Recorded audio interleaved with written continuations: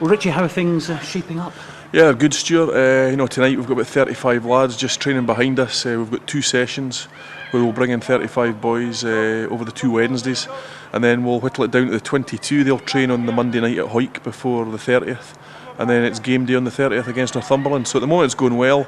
Obviously, as we thought, we picked a pretty big squad, pretty much so Craig and John can work all their calls and moves with them. There are a number of boys obviously unavailable. It was always going to be inevitable that some might be away on holiday. Obviously Lee Jones got injured playing for Scotland Sevens last week, so he may be doubtful as well. There's a couple of other lads carrying knocks and niggles, but on the whole I think it's just great to have all the boys back together again. There's a real feeling even in the changing room at the moment. It's the first time a lot of these lads have kind of met up since they played in kind of age grade rugby, and there's a real buzz about the place, and as you can hear behind me there's plenty of communication, plenty of noise going on. So I think it's just trying to be as clever as possible with the time that we've got to just try and get the team playing in a certain kind of way that the coaches are happy with, and obviously it's going to give us the best chance against Northumberland. Now, you mentioned the banter in the dressing room, and that is part of it all, isn't it? Everyone coming together. Yeah, it was great. I think a lot of the boys all know each other really well. The Border's a small place anyway, and they're all playing against each other over the next 2 weekends. Obviously there's some big games throughout the Borders, but I think it was just great to see all the players just getting together, and it's a real step up, and in some ways there's a fair buzz even about the training tonight, just when maybe playing with better players as well. It's no disrespect to any of the rest of the lads back at the clubs, but we're trying to pick the best boys, the lads that are on form, and when you put them all together, there's certainly a kind of real lift in the tempo of the session. I was talking to Darren Cunningham, obviously managing the Northumberland side, and if there's any thoughts that this is going to be an easy game, it's right out of the window. They've had about 3 sessions already. Yeah, they have. I think they've been training since about October, so and they're really up for it. And I know there's going to be a big crowd coming from Northumberland. I've been speaking to a couple of people that are involved with their team just over the border, and they really look upon it as a great honour that they've been picked as the first team to kind of play against the South and to kind of resurrect the whole culture and the history of the team. And they're taking it really seriously, and I think there'll be a really strong challenge for us.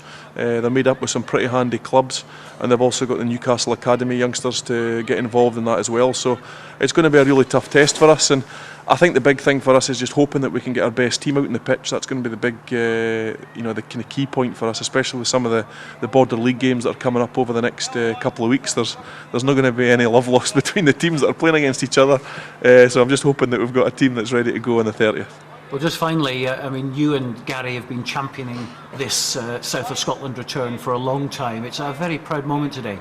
It is. I think it's great just to see it all come back together again. And I'm lucky. I was involved way back at the start. I've been a development officer down here. I was involved with the academy, and then obviously the academy all went nationally up to Edinburgh, and we were all involved with the Border Reivers team. And then sadly, a lot of us were made redundant. So.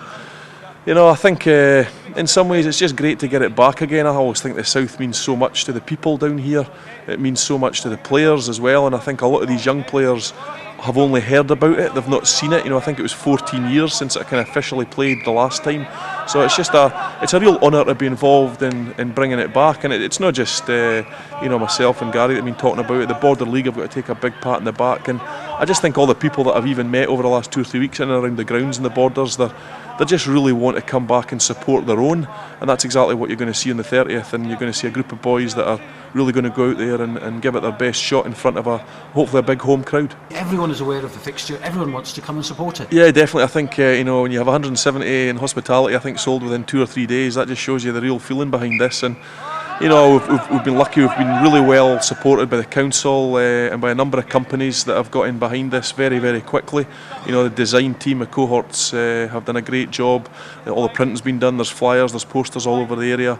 The local press are getting behind it, and I just think there's a real feeling of really wanting to do a good job on Wednesday the 30th. I think folk are wanting to go along and support this team.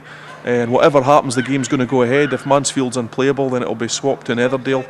So the game's definitely going to happen. I think the 30th of December is also a good date because it's a kind of no man's land in between Christmas and New Year. There's a lot of people come back to the Borders to visit relatives, and they're going to want to come and see a good game of rugby. And what better place to come than Mansfield Park on the 30th to watch the South get it back on again.